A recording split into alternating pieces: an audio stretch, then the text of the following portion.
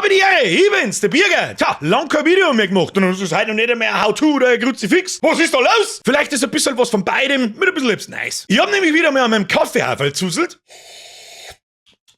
Ha, ist gar kein Kaffee. Trink überhaupt keinen Kaffee mehr. Alles gelungen.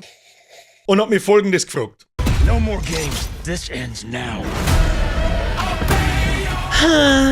Call of Duty. COD.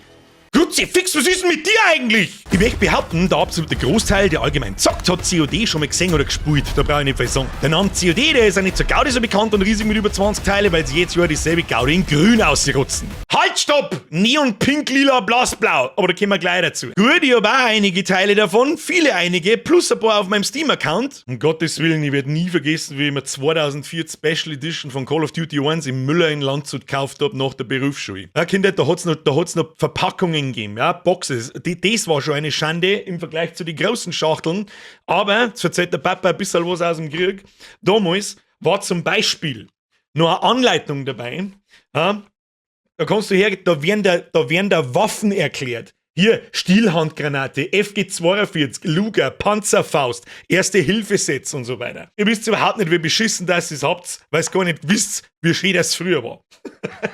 Aber was bei euch los ist, wann genau sind wir denn eigentlich von hier We thought we knew what war would be like. noch, was auch immer das hier ist, hingekommen? Playtime is over when Nikki drops in.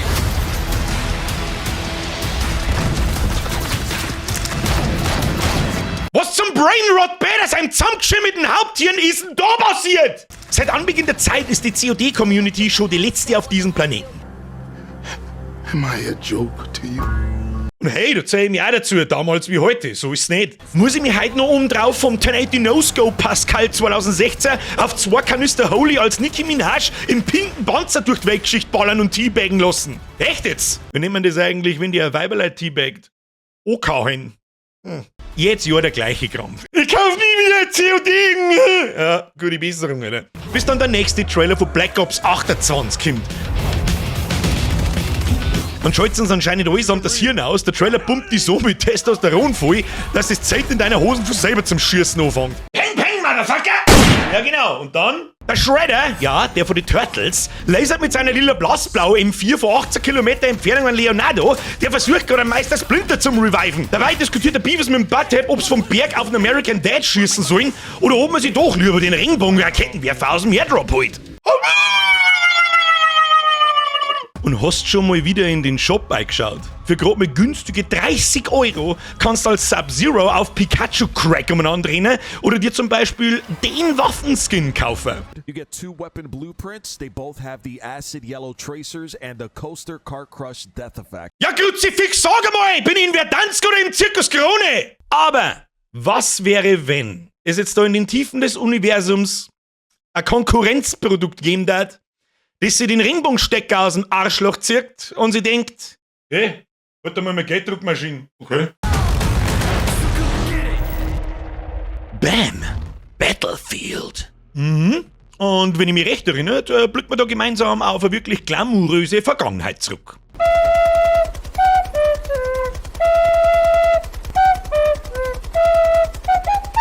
Hold it. I almost died. I'm in the You clipped into the bill.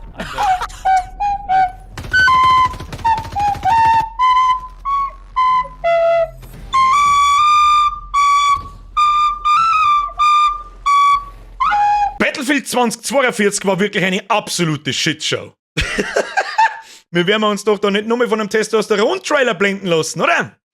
Oder?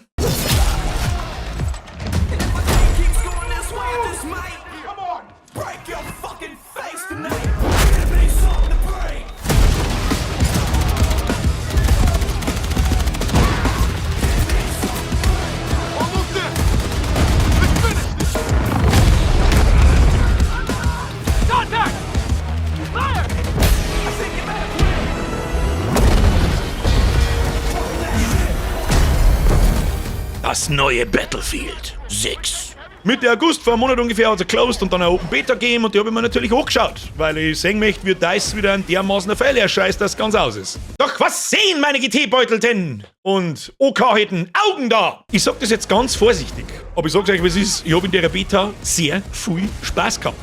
Und ich hab mir das nicht recht.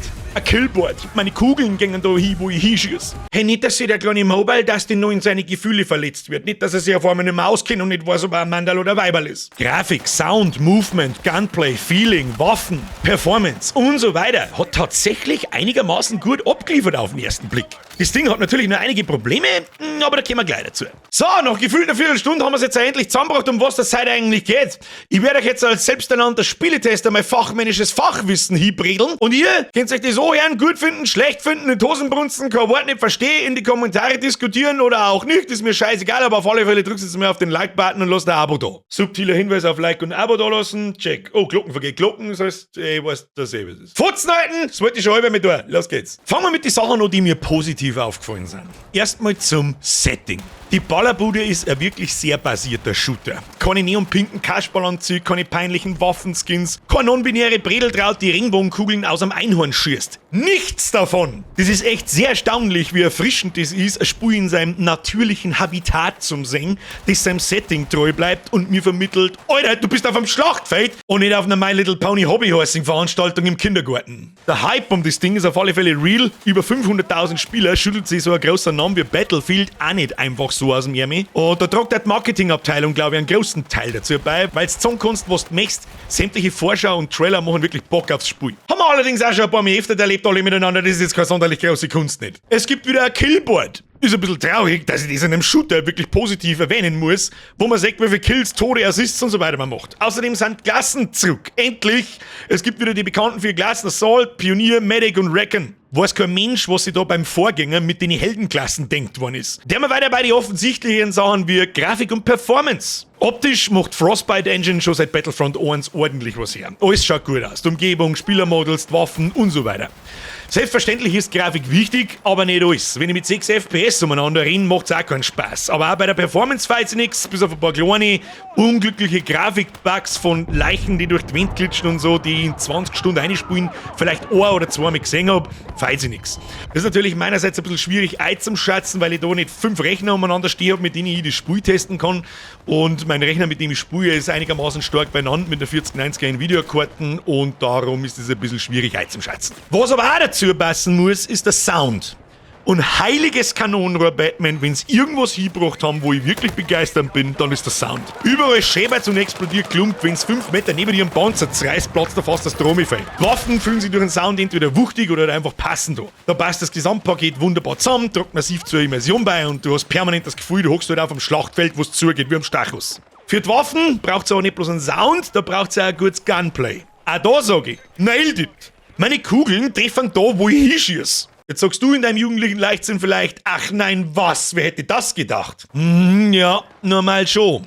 Aber wenn wir uns an Battlefield 2042 erinnern, war ein Mechaniker eingebaut, dass deine Kugeln irgendwo hingingen, bloß nicht da, wo du hinzielst. Ja, weil sonst sind wir wieder beim kleinen Mobile Dustin und der möchte sich dann sein Pippal abschneiden lassen, weil das machen alle anderen auch. Gott, was ist eigentlich los auf dem Planeten?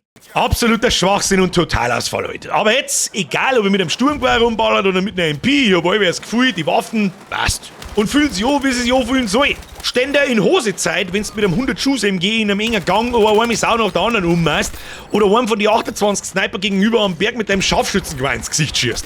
Fühlt sich einfach außerordentlich befriedigend an und braucht wirklich lang, bis langweilig wird. Und ob die Schrotflinten zu OP ist oder nicht, da kann man sich streiten. Hoffen wir einfach, dass das Ding in Grund und Boden nerven, seien wir uns ehrlich. Zum Freischalten gibt's natürlich auch einiges an Waffen und Attachments. Progress macht einfach Bock, wenn du nach jeder Runde deine Abzeichen kriegst, levelst und neue Waffen und Attachments freischaltest. In der Beta waren natürlich nicht alle Waffen verfügbar, aber wenn wir da ein ähnliches Arsenal kriegen wie sonst und sich jede Waffen anders und unterschiedlich anfühlt, so wie es soll, dann gibt's da nichts zum Aussitzen. Das wird sowieso auch wahrscheinlich ständig nachpatcht und balanced, so hoffe ich, gehen wir später dazu. Battlefield wird aber kein Battlefield ohne Fahrzeuge. Jeeps, Anti-Tank, Air- oder Infanteriepanzer. Die beste Nachricht zu den Fahrzeugen ist, keines davon fährt senkrecht Wände hoch. So far, good job, Dice. Natürlich haben wir auch Helis und Jets. Es wird einfach auch nicht langweilig. Wenn du zwar in einem Heli hockst, dann brauchbar einen Piloten oder Bordschützen hast und über die Map fetzt, weil die Gegner wieder mal zu dumm zum RPG auspackeln sind.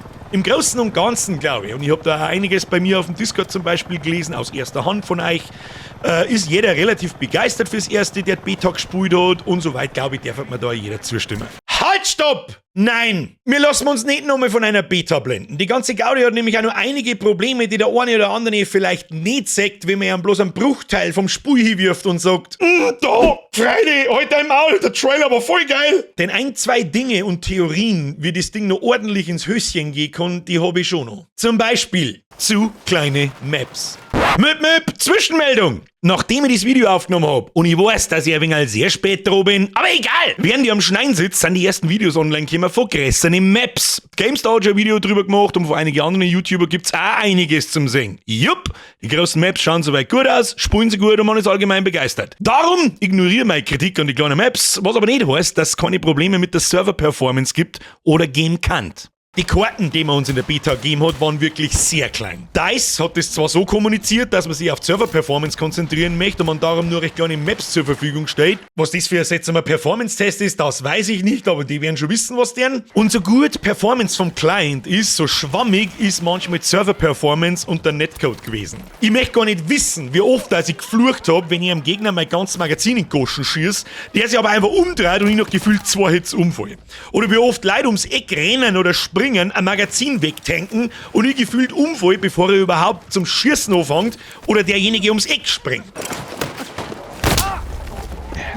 Jetzt wenn ich noch einmal, ein einziges Mal, wegen dem Netcode durch meine eigene Schutzbarriere erschossen wäre. Ja, ich bin alt, fett und langsam und vielleicht kommt mir das 3, 4 von 5 Mal auch bloß so vor, weil mein Magazin nicht in seiner Goschen landet mit meinem Kartoffel-Aim, ist schon klar. Aber trotzdem fällt sowas erst nach 10, 15, 20 und mehrere Stunden Zocken auf, wenn du ein bisschen ein Gefühl fürs Spiel gekriegt hast. Und da kommt jetzt meine eigentlich größte Befürchtung von dem ganzen Ding. Battlefield 2042 Beta ist eigentlich gar nicht so dermaßen schlecht gelaufen. Zumindest auf dem PC. Ich meine, wir haben es alle gekauft oder sogar vorbestellt. Und wenn ich da meine Playtime so anschaue, dann hat sich das richtig geil rendiert. Aber jetzt pass auf. Jetzt wenn auf so kleine Maps ein Clusterfuck am Laufen ist, haufenweise Leute schießen, sterben, Häuser einreißen, mit die Panzer randalieren, Helikopter fliegen und was weiß ich was alles. Wenn da schon der Server-Sepp zum Warner anfängt, was passiert denn dann auf großen Maps mit 2, 3 oder noch mehr gleichzeitige Ballereien über der Map verteilt? Ich meine, ich hoffe sehr, dass die Beta wirklich was gebracht hat, dass das nicht eine reine Promo-Beta ist.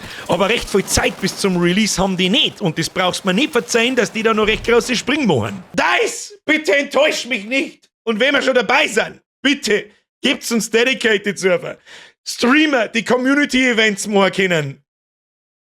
Es war so gut, es war freie Werbung für alle, wenn das gut läuft.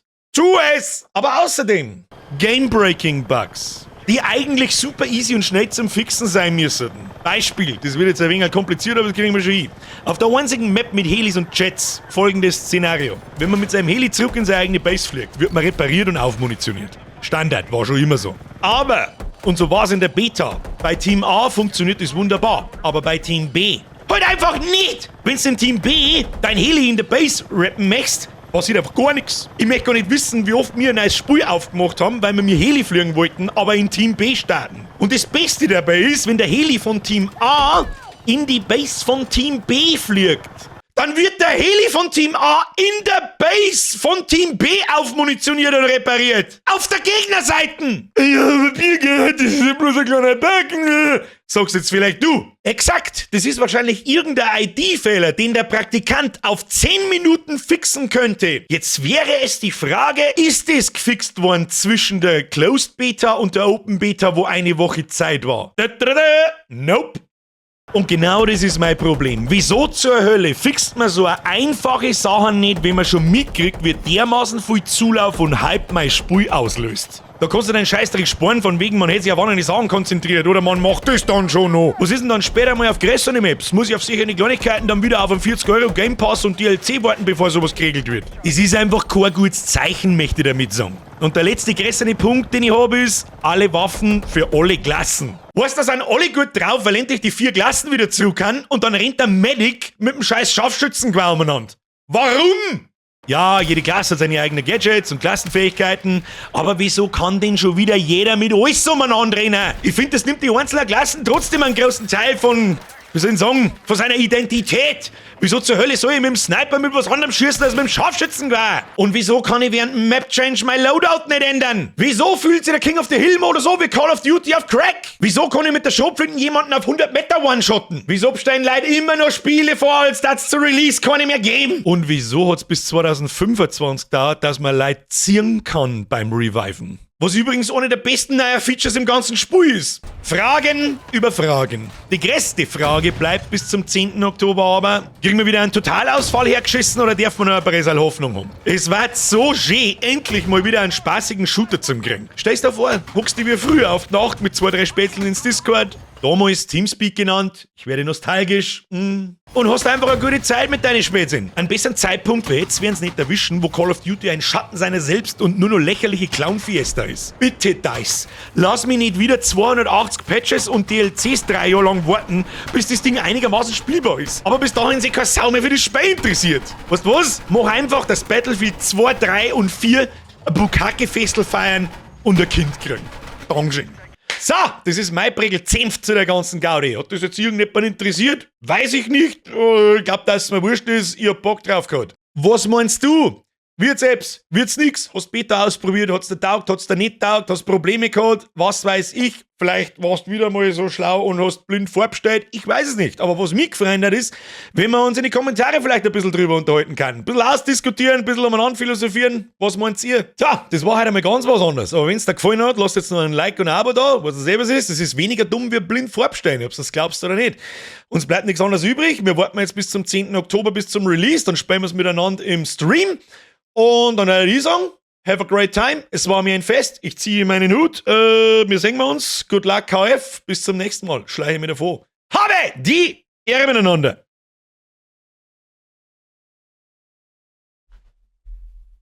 Ich weiß nicht, ob ich aus dem Bett heraus bin oder nicht. Ich glaube, dass es mir wurscht ist.